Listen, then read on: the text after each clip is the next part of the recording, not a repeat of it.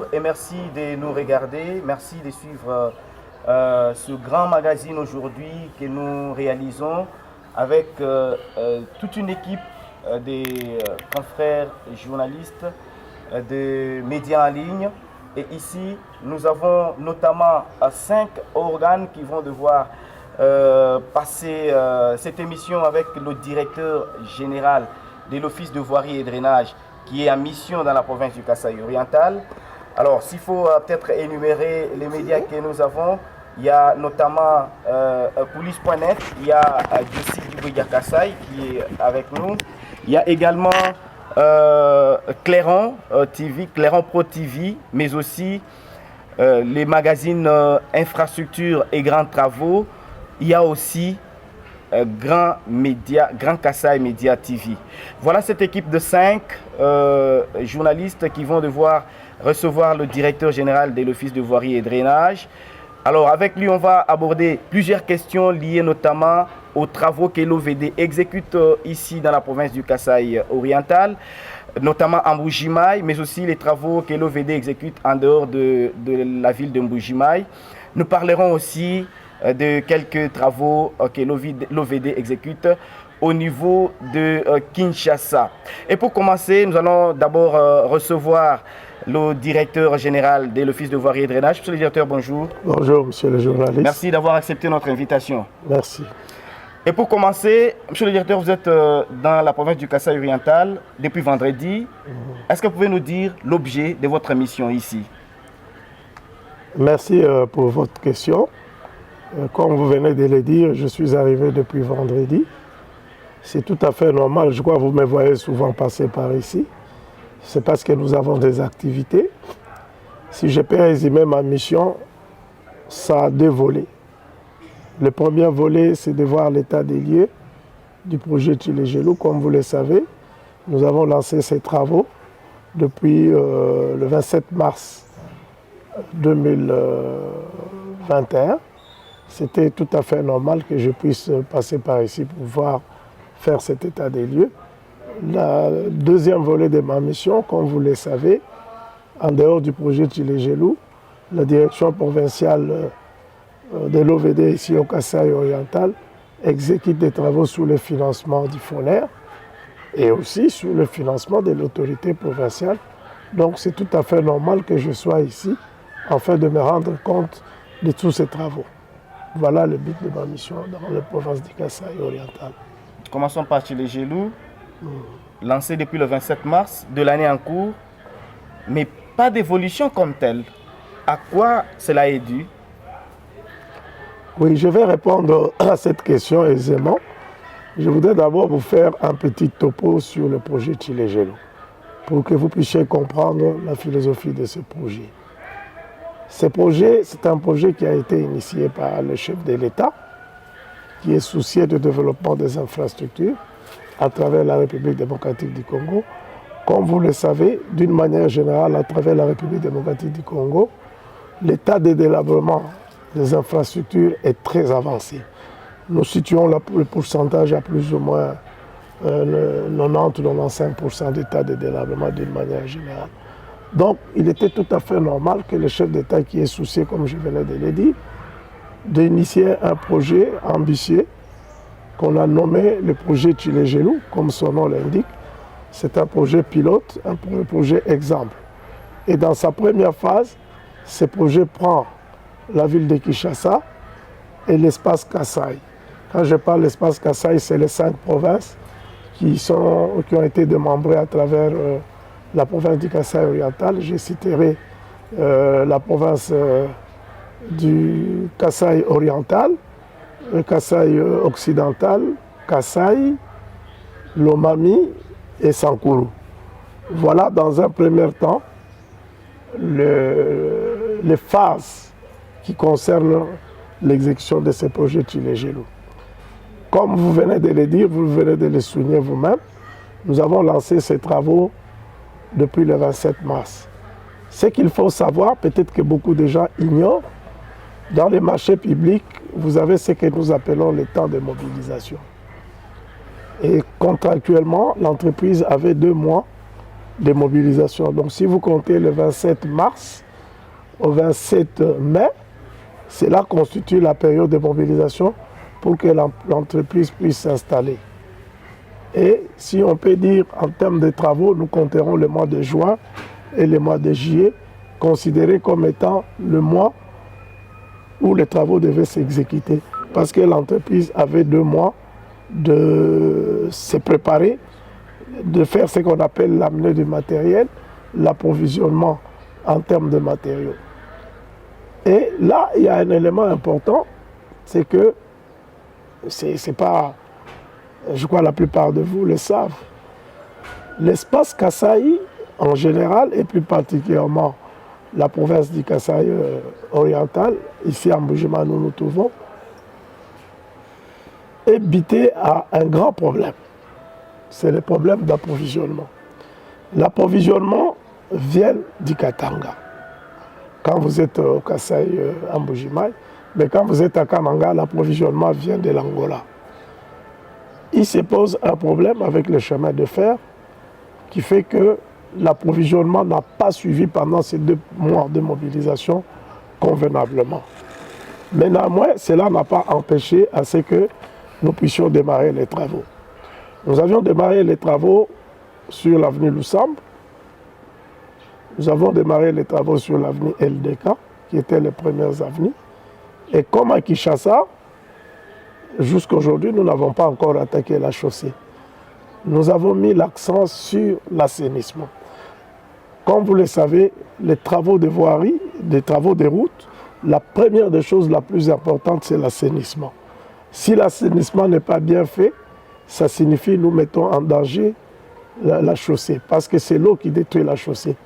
Et ici, dans la ville de Mbuji-Mayi, les grands problèmes qu'on connaît en termes d'assainissement, ce sont les exutoires naturels.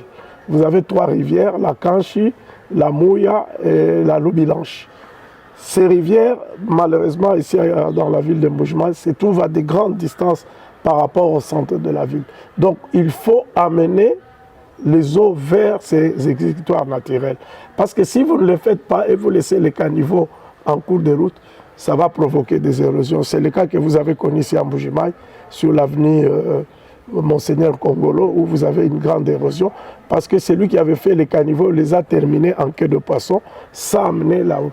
Donc voilà la problématique du Kasaï. C'est comme ça l'accent a été mis sur les assainissements.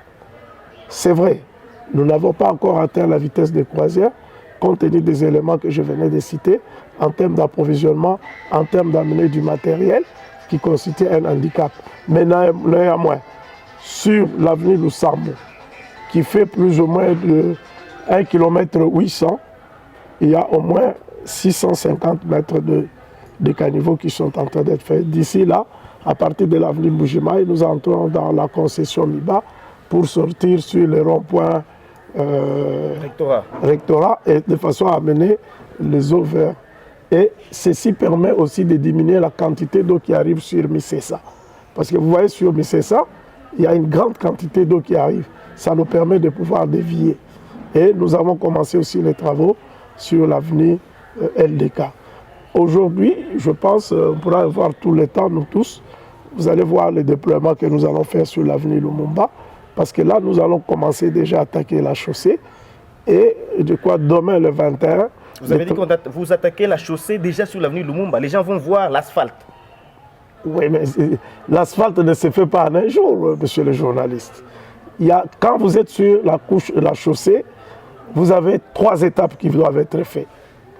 La première étape, c'est l'aménagement du coffre. Quand nous aménageons le coffre, nous venons avec la fondation. Avant de faire la fondation, nous faisons les bordures. Nous positionnons les bordures.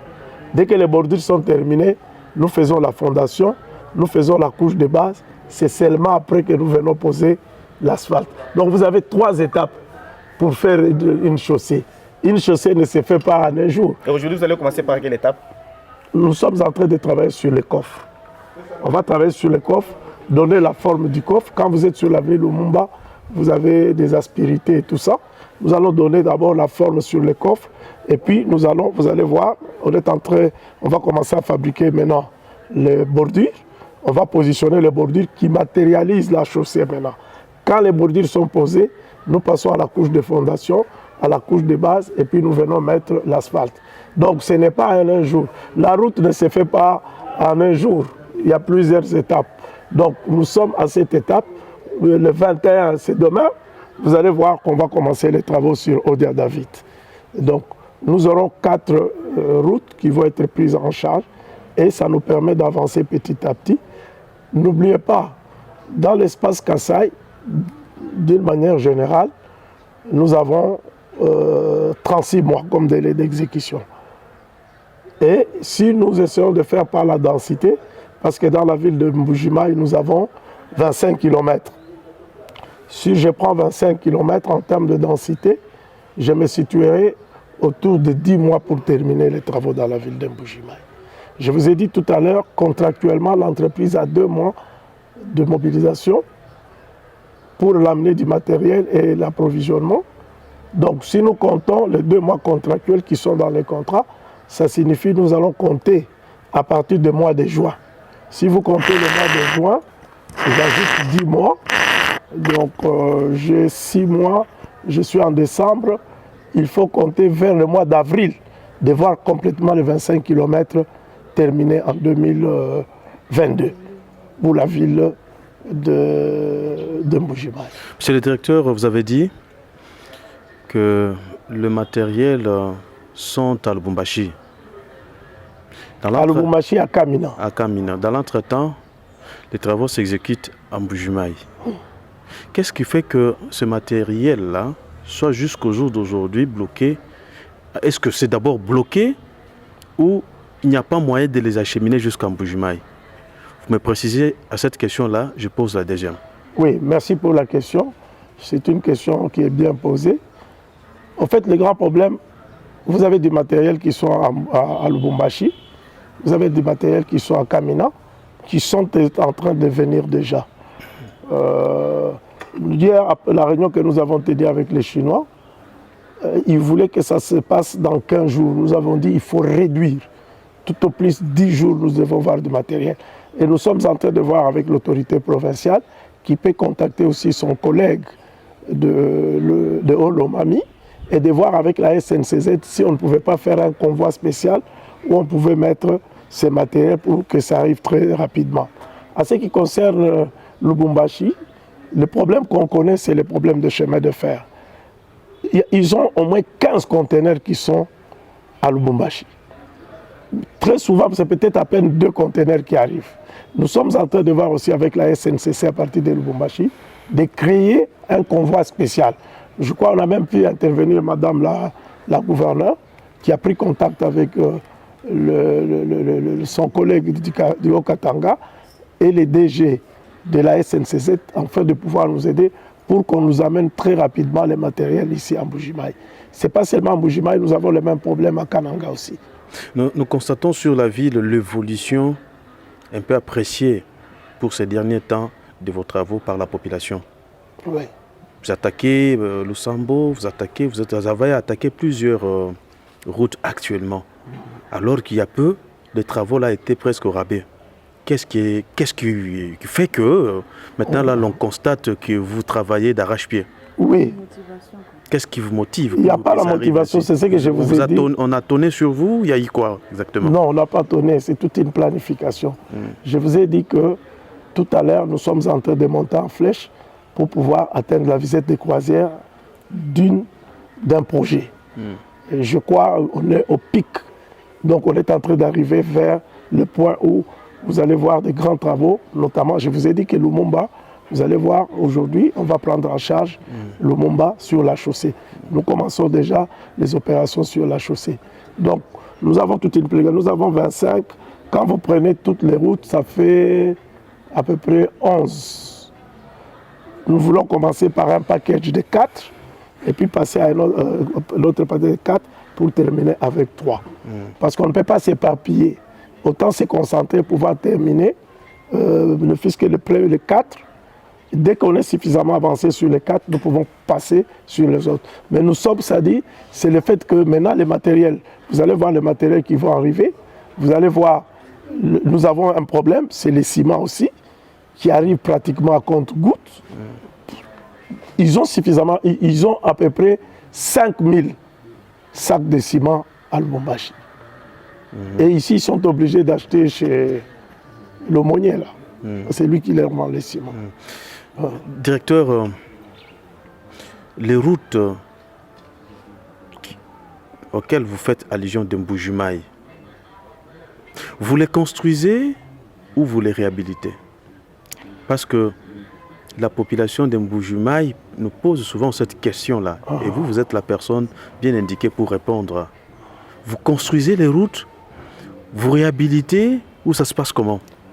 Les 25 routes dont vous avez parlé. Je vais vous répondre. Vous savez que 2010-2011, vous avez vu une entreprise chinoise qui a fait des travaux. C'est pratiquement les mêmes axes qui ont été repris dans Tchilé-Gelou. Quand vous prenez Tchalamwana, Odia David, Kasengulu, tout ça. Et vous remarquerez que sur ces différentes routes, à l'époque avec CGCD, on avait déjà fait les assainissements. Il s'est fait qu'il y a eu un problème de financement et ces travaux se sont arrêtés. La plupart de ces projets-là sont repris dans Tchilé-Gelou. Donc, vous avez peut-être la plateforme qui est encore bonne, qui avait déjà été travaillée par le CGCD. C'est ce que je vous ai dit, le travail qui va être fait sur Lumumba, sur lequel CGCD avait déjà travaillé. La première opération, c'est de rendre la planète sur les coffres qui va recevoir les différentes couches. Donc, nous pouvons dire que ces travaux, c'est en même temps une construction neuve, c'est en même temps ce que nous appelons une réhabilitation systématique. Parce que nous commençons, nous touchons les coffres, parce que je vous ai donné les différentes opérations. Vous avez les coffres, vous avez la couche de fondation, vous avez la couche de base, et puis vous avez la couche de roulement. Ces trois opérations vont être faites. Quand vous avez ces opérations, c'est une construction neuve. Mais en même temps, je prends par exemple autour de l'Amiba, ce qu'on appelle le boucle de l'Amiba, jusqu'à cathédrale. Ils voulaient que ça se passe dans 15 jours. Nous avons dit qu'il faut réduire. Tout au plus 10 jours, nous devons voir du matériel.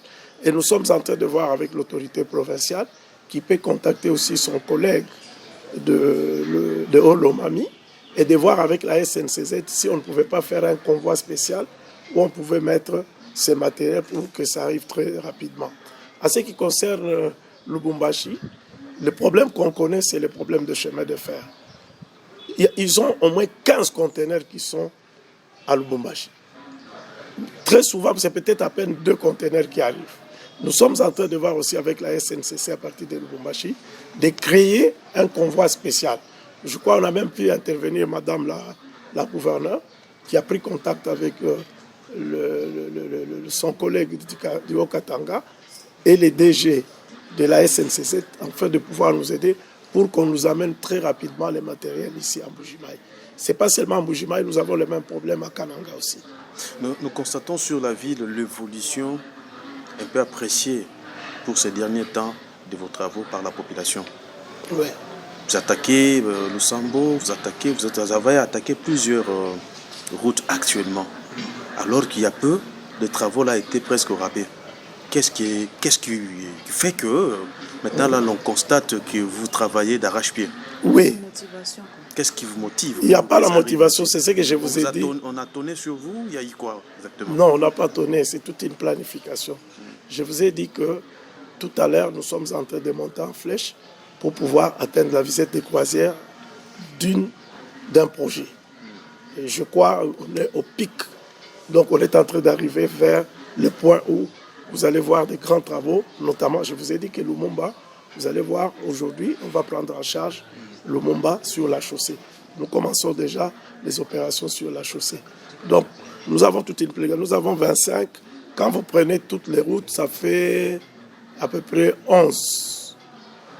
Nous voulons commencer par un package de 4 et puis passer à l'autre package de 4 pour terminer avec 3. Parce qu'on ne peut pas s'éparpiller. Autant se concentrer pour pouvoir terminer, ne fût-ce que les 4. Dès qu'on est suffisamment avancé sur les 4, nous pouvons passer sur les autres. Mais nous sommes, ça dit, c'est le fait que maintenant les matériels, vous allez voir les matériels qui vont arriver, vous allez voir, nous avons un problème, c'est les ciments aussi. qui arrive pratiquement à compte-gouttes. Ils ont à peu près 5000 sacs de ciment à Lubumbashi. Et ici, ils sont obligés d'acheter chez l'aumônier, là. C'est lui qui leur vend les ciments. Directeur, les routes auxquelles vous faites allusion de Mbuji-Mayi, vous les construisez ou vous les réhabilitez? Parce que la population de Mbuji-Mayi nous pose souvent cette question-là. Et vous, vous êtes la personne bien indiquée pour répondre. Vous construisez les routes, vous réhabilitez, ou ça se passe comment? Les 25 routes dont vous avez parlé. Je vais vous répondre. Vous savez que en 2010-2011, vous avez vu une entreprise chinoise qui a fait des travaux. C'est pratiquement les mêmes axes qui ont été repris dans Tchilégelou. Quand vous prenez Tchalamwana, Oudia David, Kassengoulou, tout ça.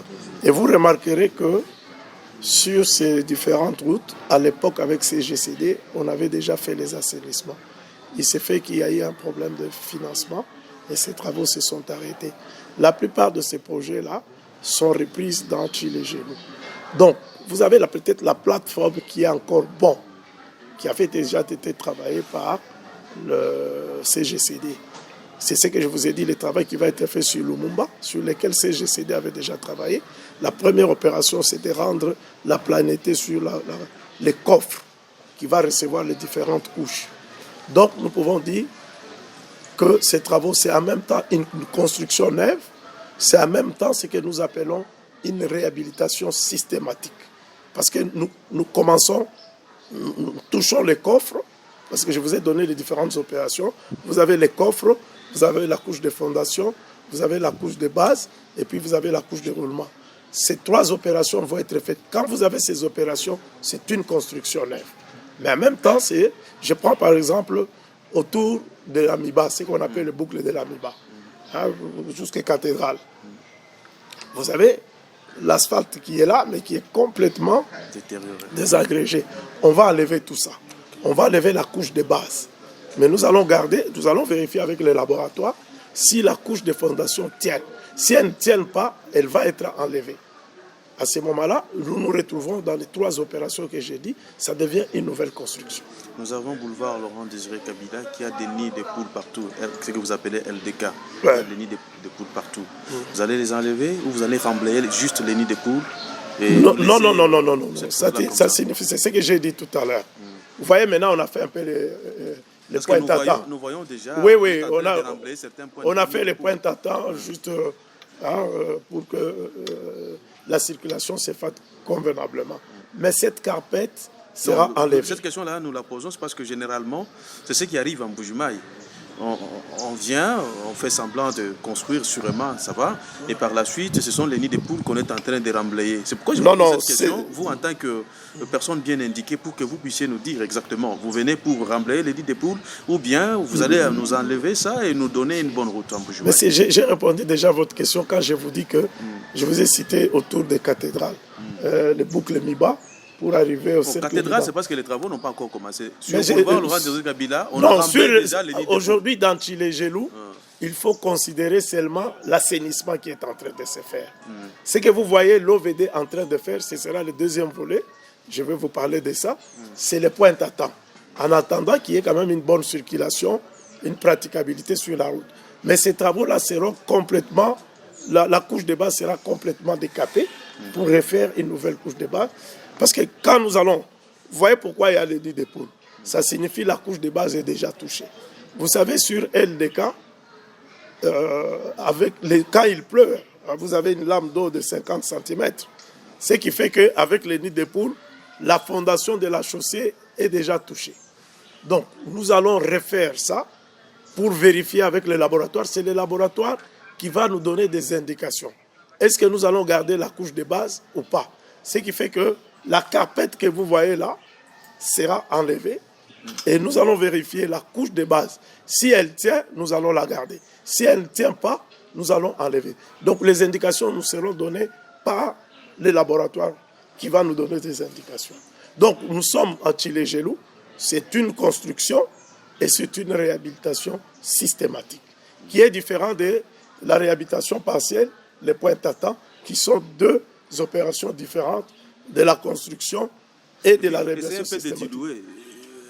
Réhabilitation systématique. Réhabilitation systématique, ça veut dire quoi concrètement? C'est-à-dire, je vais commencer par la construction. J'ai défini les différents termes. La construction, c'est une route qui n'existait pas. Je viens l'ouvrir. C'est ce que nous sommes en train de faire aujourd'hui à Kabea-Kamanga. C'est une construction. Parce que la route n'existait pas. Donc ça, c'est une construction. Je suis vers la cathédrale, je vous donne avec des exemples. Là, je ferai une réhabilitation complète. Parce qu'il existe des couches. La route existe. Je ne viens pas la construire, je ne viens pas créer cette route. Là, je fais de la réhabilitation systématique.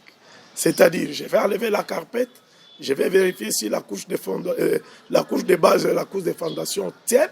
Si elles ne tiennent pas, je suis obligé d'enlever tout et de refaire.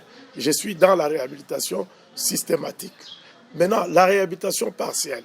Vous avez peut-être une route qui existe, qui est en bon état, mais vous avez une section qui est abîmée. Je viens réhabiliter seulement cette section-là. Ça, c'est la réhabilitation partielle. Maintenant, les points tatans, c'est vous avez une route qui existe, mais vous avez des trous un peu partout. Comme je n'ai pas suffisamment de ressources pour refaire complètement la route, je permets à ce que cette route qui ait quand même praticabilité.